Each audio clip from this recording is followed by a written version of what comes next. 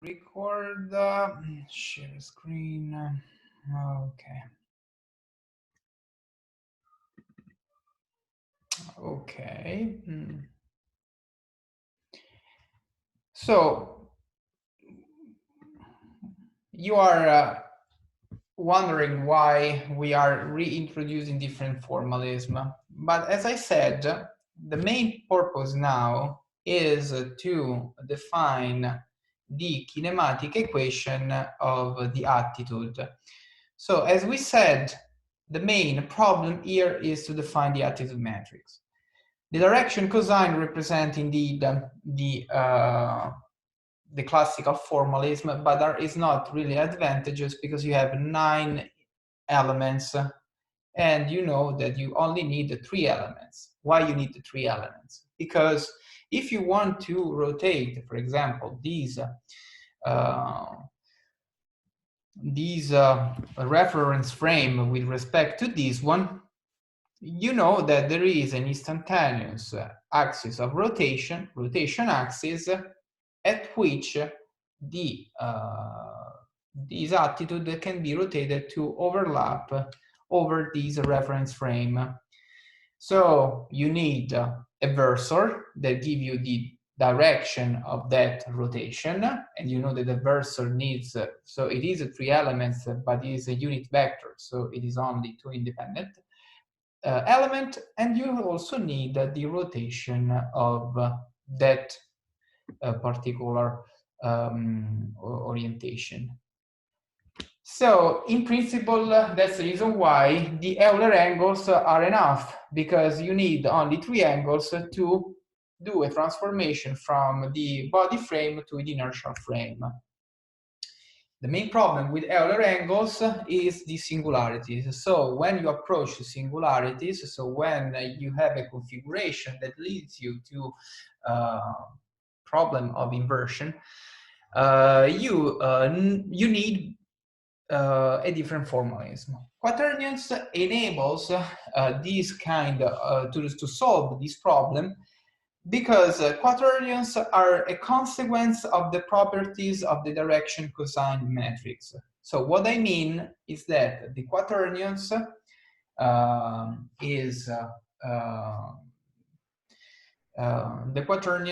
is indeed given by not only 3 elements but 4 elements. So there is an additional element that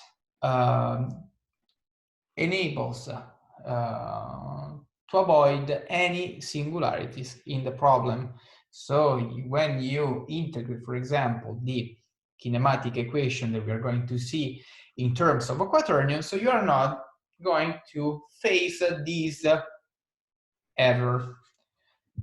So in order to, so what I mean as a consequence of direction cosine, what I mean is that, as we have seen before, the attitude matrix is a proper orthogonal matrix. That means that you know that there exists an eigenvector E that is equal in the body frame and in the inertial frame. This important property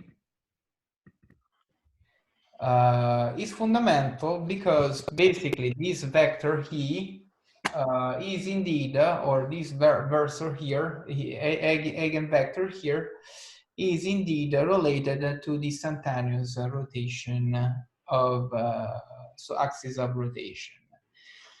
And it is important because we can express the of the quaternions in terms, I think you should mute your microphone, otherwise we're let's mute myself. So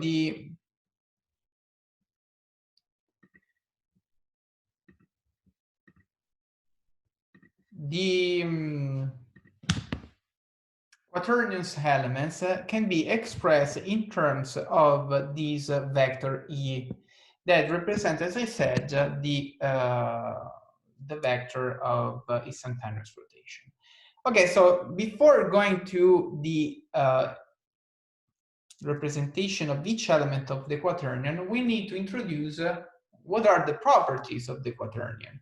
So the quaternion are represented as a sum of a scalar and a vector. But it's not a simple vector, as you know, but is an extension of the complex numbers. So what it means is that a single quaternion is given by this scalar element here, and these three additional elements with I, J, and K with specific, they represent the versor of this vector V that have the properties of complex numbers. As complex number, there is also the conjugate of a quaternion. So you know that when you have a complex number, A plus BI, the conjugate is A minus BI. Same principle for quaternion is that the conjugate of the quaternion is equal to A minus B. This is important because quaternion conjugate have an important role in the definition of the quaternions.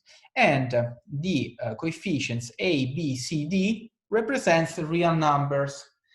What we are going to see is that these elements A, B, C, D are directly related to this vector E, to the eigenvector E of the attitude matrix that, as I said, is related to the instantaneous axis of rotation from, in this case, the inertial frame, body frame to the inertial frame.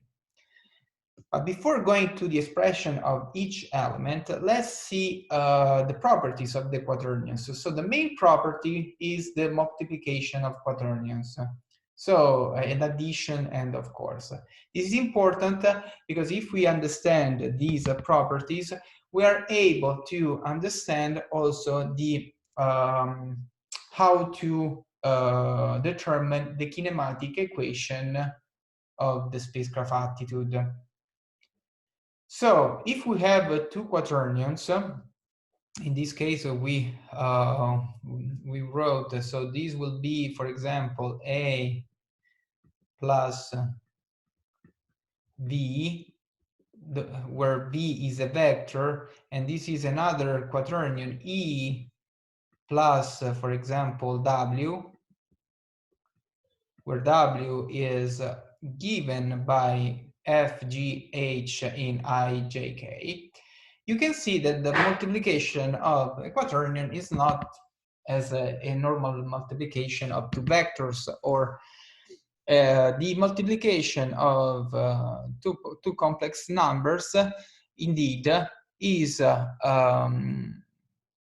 enabled by these properties of these versors here, I, J, and K. So you know that I squared, J squared, and K squared are equals to -1, since it is the square root I square root of -1. Also, if you multiply I, J, K, it is also equal to -1, because if you do I times J, this is equal to K, and K times K, it is equal to -1. Also, if you do the opposite, if you do JK, JK is equal to I, so I squared is equal to -1.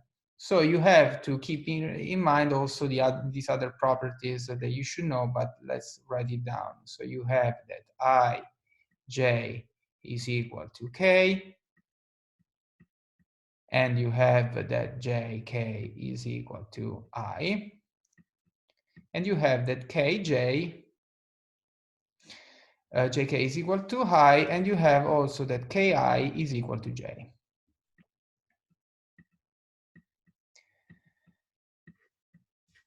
In order to determine the properties of the multiplication of two complex numbers, A very simplified approach is using the Cayley's table. Cayley's table is a 4x4 matrix in which you can substitute the element of each quaternion in order to determine the elements that you have here.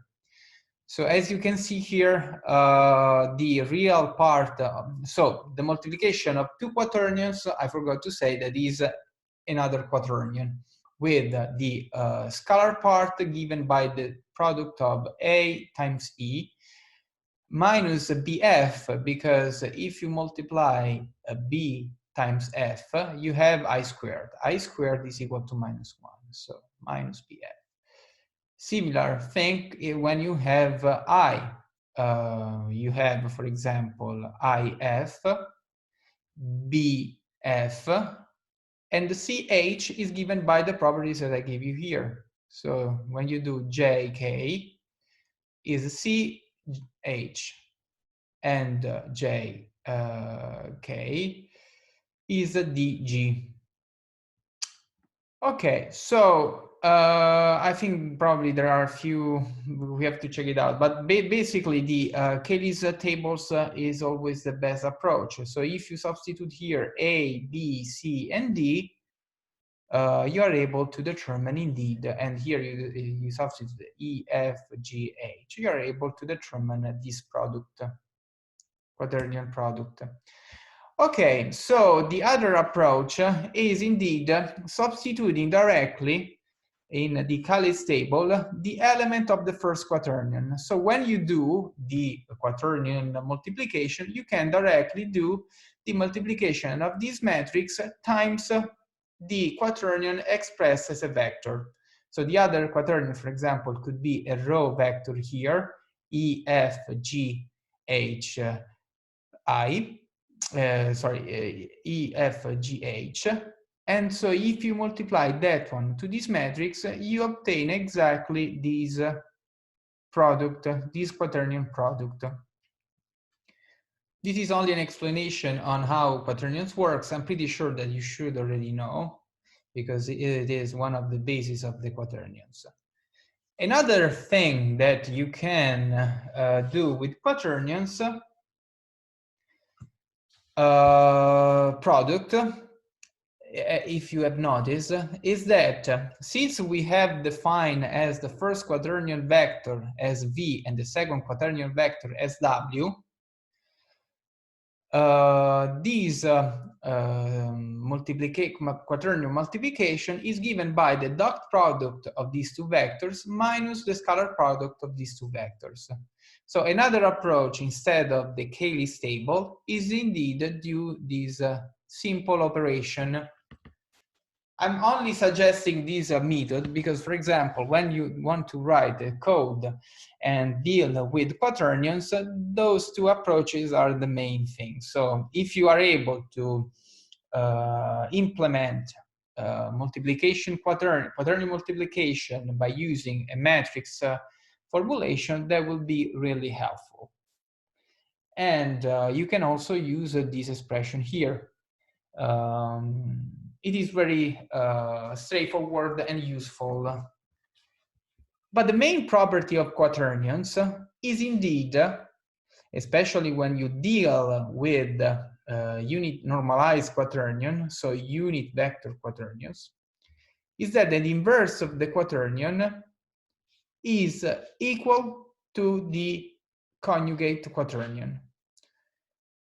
It's easy to demonstrate here, for example, that S plus B, that is the vector part of the quaternions minus 1, is given by the conjugate of this quaternion divided by the squares of the module of this quaternion.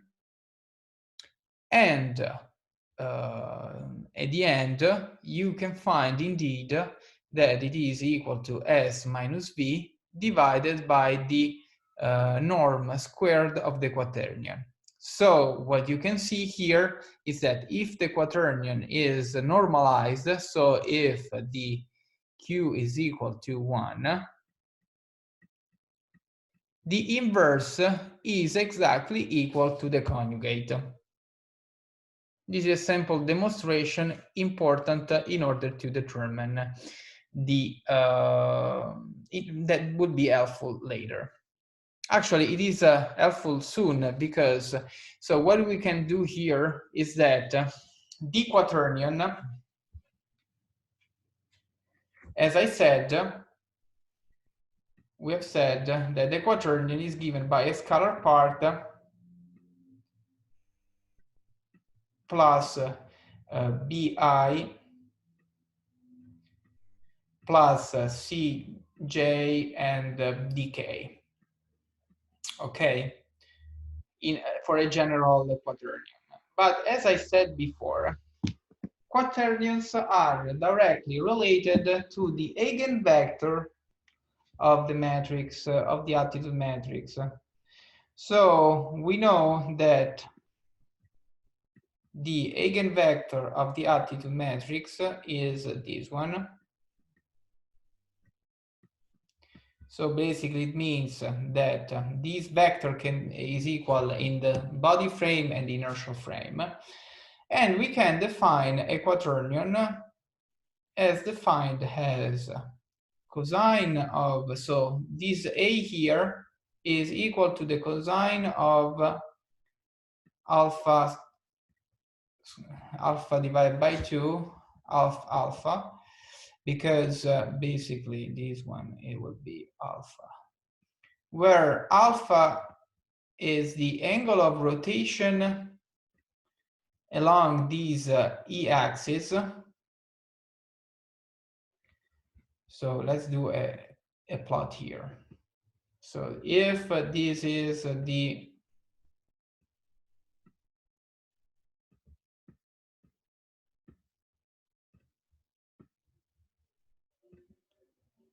this is the inertial reference frame, and this is the body frame that before we have written as U, V, and W. What we have said is that the reference frame here, so there is an axis here, so let's say E, that is equal in the two reference frame, E.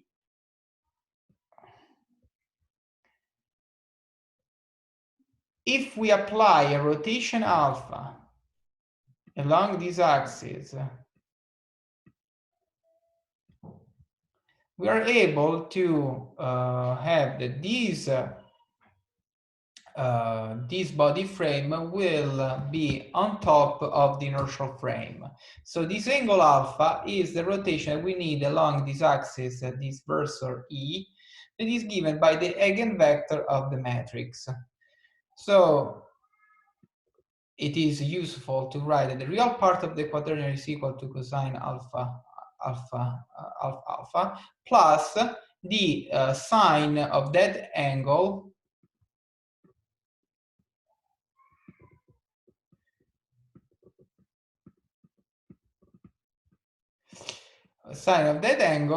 that multiplied by the E1, that is one component of the this eigenvector, times I.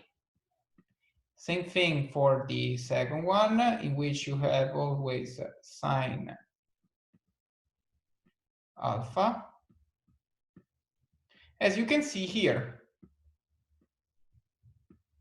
So here it is written U, but U in principle is equal to E, E2, J, and so on. Okay, so it is important because that represents the representation of the quaternions with respect to the Euler angle, so the instantaneous axis of rotation.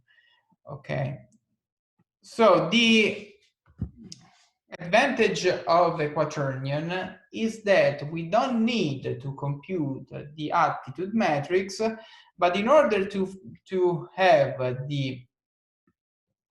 this vector in the body frame, we need to take the vector in the inertial frame and multiply this vector by the quaternions and its inverse, that we know is equal to the conjugate if the quaternion is normalized. And since we have defined the quaternion in this way, you can easily check that if you do the norm of this quaternion is indeed equal to 1. So this one is equal to 1. And so you can do a simple computation of the vector in the body frame by simply multiplying the vector in the inertial frame by the quaternion and its conjugate. You can find that in this one here. I called the E1 instead of EX, but the principle is the same. You have that the norm is equal to 1. Okay, so now you can see that C, that is our A and C are the same for us, is the attitude matrix. I've not written explicitly. Actually, here there is an error, I guess. Yeah. I wrote explicitly that the direction cosine, so the matrix in function of the direction cosine. But you can indeed directly write you can find an expression between the quaternions and the direction cosine. So what you can do indeed is that since what I mean is that if you look at these matrix here, you can write the matrix, the attitude matrix, in function of the direction cosine. And the direction cosine can be written as a function of E, so the component of the vector E, and the delta alpha or delta theta. It's the same angle. Delta alpha, delta theta for here is the same. So what it is meant here, alpha is the same. So what you can do here, indeed, is to write down the attitude matrix in terms of the quaternions, and you can find a simple expression of the attitude matrix using the properties of the quaternion multiplication that we have seen so far. So you can see easily that in order to determine this expression here, you have to multiply, so the real part of the quaternion, so the square of the real part of the scalar part of the quaternion minus the so the vector part of the quaternion transpose times the quaternion vector. So here what it is meant is that the quaternion is given by Q4, so Q4 as the scalar part of the quaternion, plus a Q that I will write as Q dashed, that represents this bold Q here. So when you do Q transpose Q, Q transpose Q is a number, right? Actually, is the norm of that vector. Is the norm of Q, basically.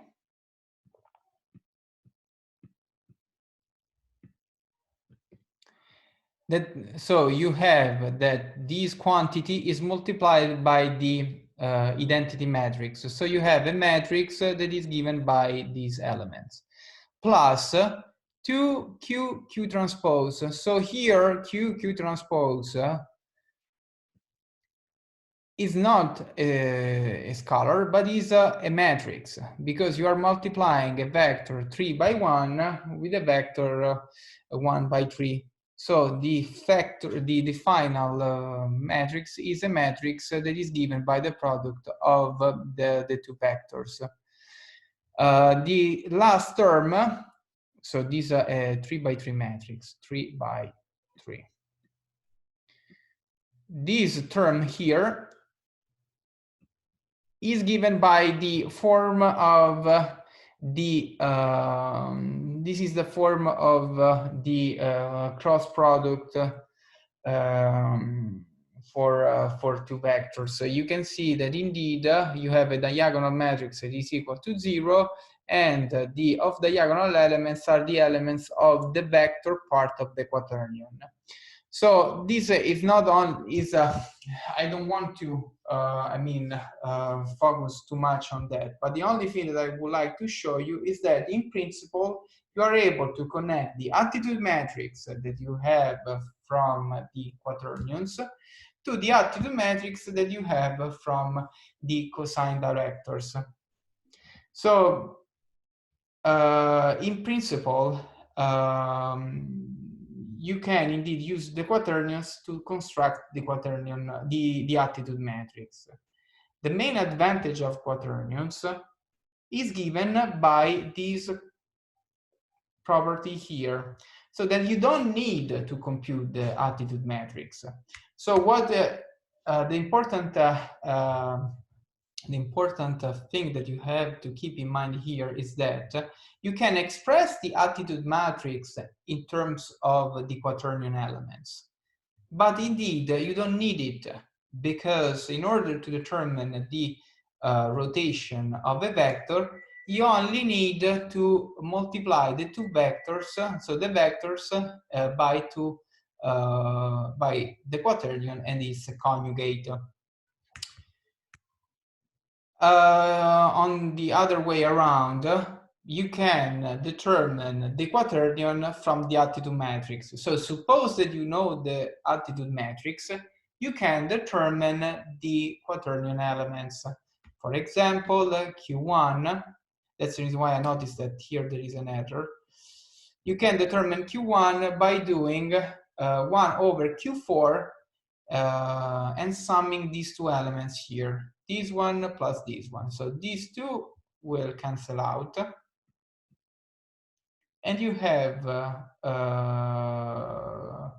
so sorry, it actually is minus, yes, so it's that one minus that one, so you will have that it is 1 over 4 Q4. And if you know these two elements, for example, from the knowledge of the spacecraft attitude, you are able to determine the quaternions. So you have a specific relationship of the attitude matrix to the quaternion elements. But the main advantage of quaternion is indeed that you don't need to go through the attitude matrix. If you want to compute the attitude matrix that is given by the two separate rotation, you know that the quaternion is given by the multiplication, the quaternion multiplication of Q2, so these Q second times Q prime. So if you want to compute the final attitude matrix, you don't need to compute the attitude matrix for Q second and Q1, as you would do for example, a direction cosine or for the Euler angles. But you just need to have the multiplication of the two quaternions. That would simplify significantly your computation. And so when you want to compute the dynamical equation of the kinematic equation of the attitude, that will simplify significantly our computation. Any question for this part? I'm pretty sure that you should already have treated the quaternion properties in other courses. So I'm not really giving too much detail on how to determine these properties, but I think that is important to refresh. Excuse me. Yes. What does that operation stand for? That sort of cross with the circle? This one, this is, okay, so actually you can find in the slides different different symbols. So this one stands for the quaternion multiplication. You can find also directly, as you have seen before, without any specific symbols.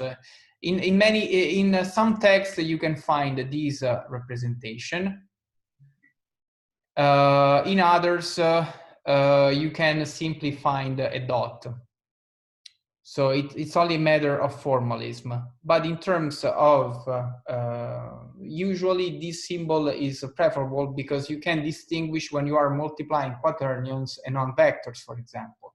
Because when you have a multiplication of quaternions, you see that you have to multiply, you have to construct basically the Calais matrix that we have seen here, this one, right? So if you want to do a quaternion multiplication, you need to compute this matrix and multiply this matrix to the quaternion, to the other quaternion, that in that case was indeed EFGH. So the main advantage of quaternions is not only the fact that you are able to not have singularities, because you have a redundant element that enables the determination of the attitude at each instant, but also enables the computation, so the variation of the orientation, by only multiplying the quaternion. So you don't need to go through multiplication of matrix, but only go to multiplication of quaternions. So that is the symbol.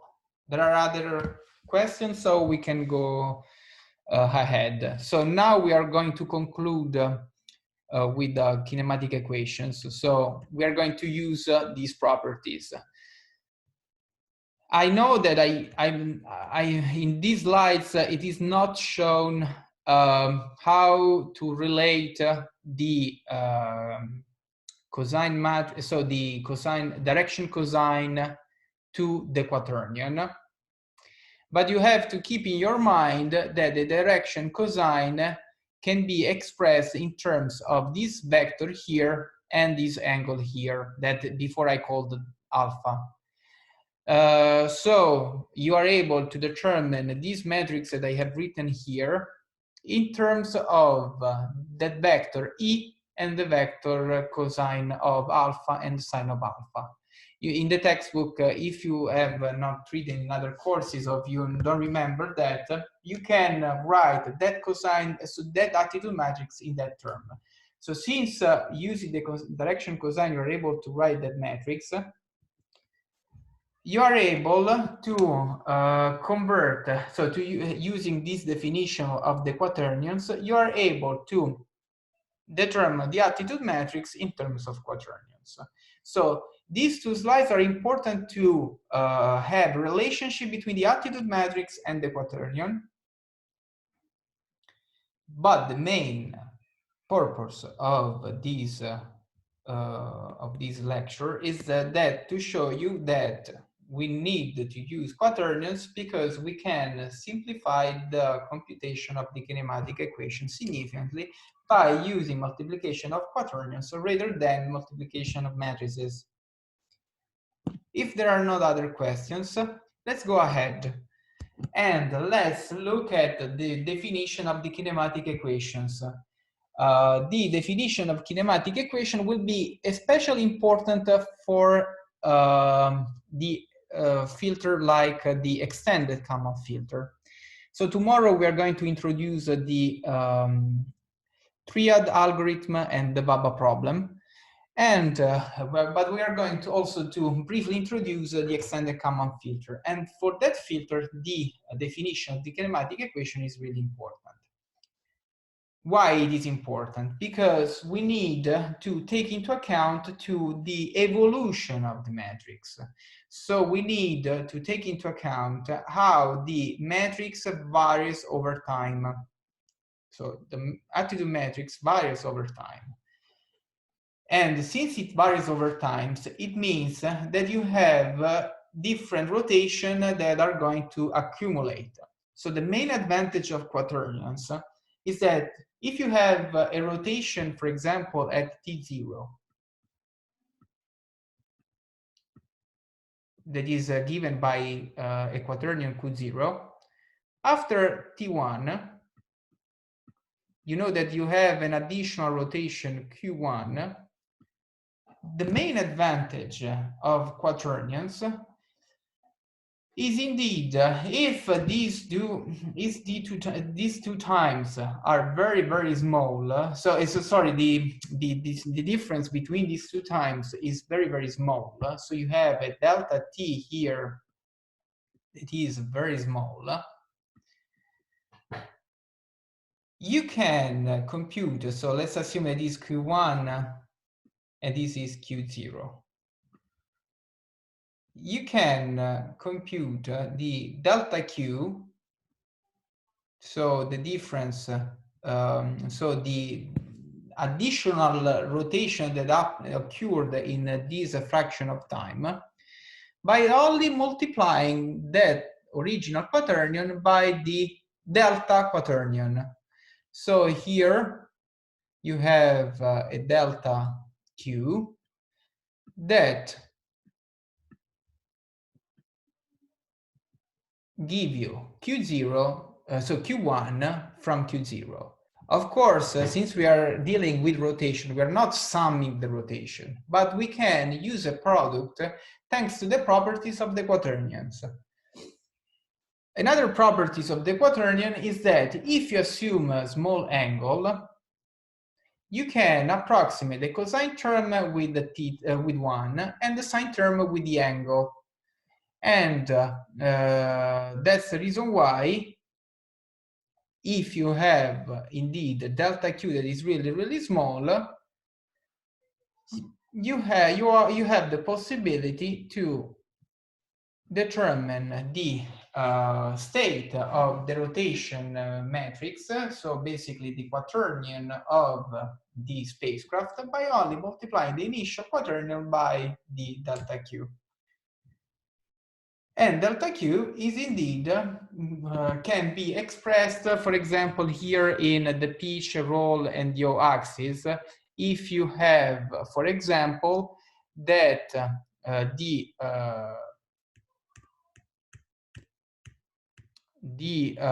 situation that we have before, so that you have that the body frame is coincident to the inertial frame, to the orbital frame. So if you want to keep these two frames very close, these three elements, so EX, EY, and EZ, represent indeed, so the multiplication of these three elements to the variation of the roll axis, of the yaw axis, and the pitch axis, so the pitch and yaw axis. So in principle, when you deal with small angles, so when you try to estimate the attitude every small delta t, you are able to determine the updated rotation of the spacecraft by only multiplying quaternions. So let's do briefly, although I don't think we have time. Oh yes, we have 3 minutes, but tomorrow I will start from here. So when you have a spacecraft that rotates in state, in space, you need to compute a certain quaternion QT. So it's the same case that I presented before. So you have, you want to compute your quaternion after a small delta t. As we have seen before, if you want to determine the updated quaternion, you have to multiply the qt at the initial time times the quaternion that occurred in that delta t. So is the rotation that occurs during that small delta t. In terms of, if you want to express these quaternions in terms of delta theta and omega, where omega is indeed the instantaneous axis of rotation, you can see that indeed this qt plus delta t is equal to this expression here, where omega is the versor of the instantaneous rotation. So basically is the E vector that we have seen before, so the eigenvector of the attitude matrix given at the instant delta t.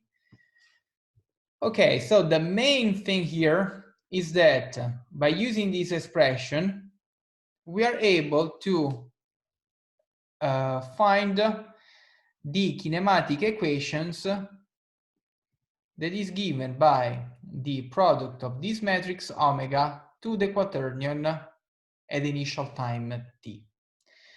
So actually for a generic time here, for a generic time t here. So the main thing that we are going to see tomorrow is that by using the properties that we have introduced, we are able to determine the this expression of the kinematic equation using the Quaternions properties. This represents the main advantage because, of course, you don't need to deal with the attitude matrix over time, so you don't need to deal with AT every single time, but you need to integrate a simple quaternions. So you don't need to integrate a 9-element matrix, but a 4-element quaternion. So just to simply explain what we can do, what we do here, since we have determined a q at times t plus delta t, we can also do q t plus delta t minus qt.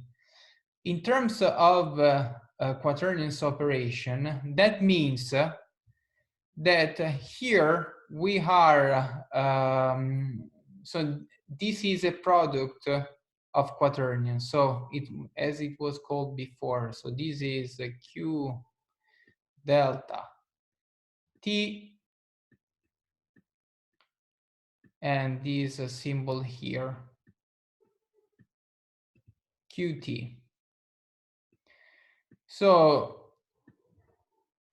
a similar expression is written below. So what we are doing here, this is q delta t,